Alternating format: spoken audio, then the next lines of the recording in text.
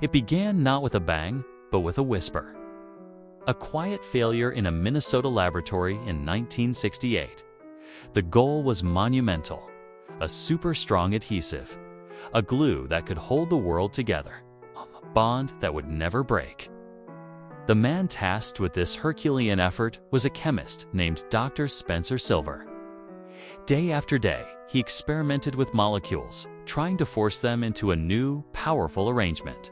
And then, he failed. But it was a most peculiar kind of failure.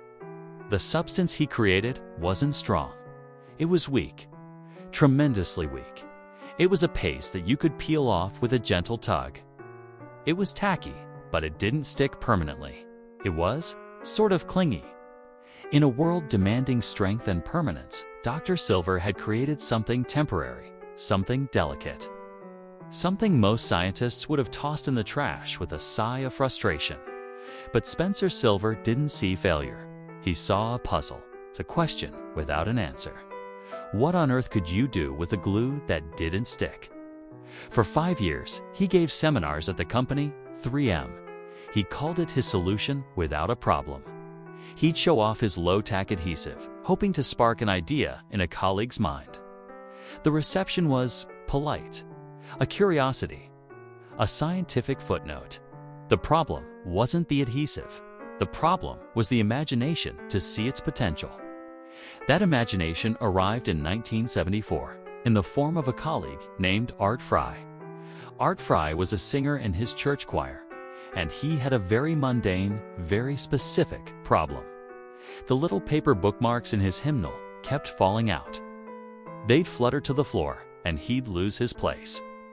Driving home one evening, he remembered Spencer Silver's weird, weak glue. A light bulb flickered on. What if you could put that temporary adhesive on a piece of paper?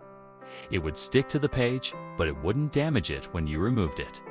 It would be a perfect, reusable bookmark. It was the answer. The problem had finally found its solution.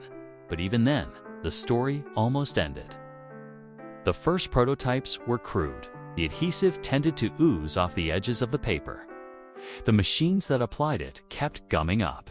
The initial market test in 1977 in 4 cities was a disaster. They gave them away for free, and people didn't see the point. Why would you need a note that just falls off? It took a brilliant, almost mischievous new tactic. The 3M team flooded the offices of Boise, Idaho, with free samples of these little yellow pads. They didn't just hand them out. They let people use them, and once people used them, they were hooked. They came back, desperate for more. The act of writing a little message and sticking it right where someone would see it, on a report, a desk, a door, was revolutionary. It was communication, simplified. The failure was a smash success. In 1980, they were launched nationwide as the Post-it note. They weren't just a product. They became a part of our language, our workflow, our lives. A billion-dollar idea born from a perceived uselessness. So the next time you peel off that little yellow square to jot down a reminder, remember the true genius behind it. It wasn't just the discovery of a unique adhesive. It was the courage to not call something a failure. It was the patience to wait for the right question. It was the vision to see that sometimes the strongest bond isn't the one that holds forever, but the one that lets go gracefully when you're done with it.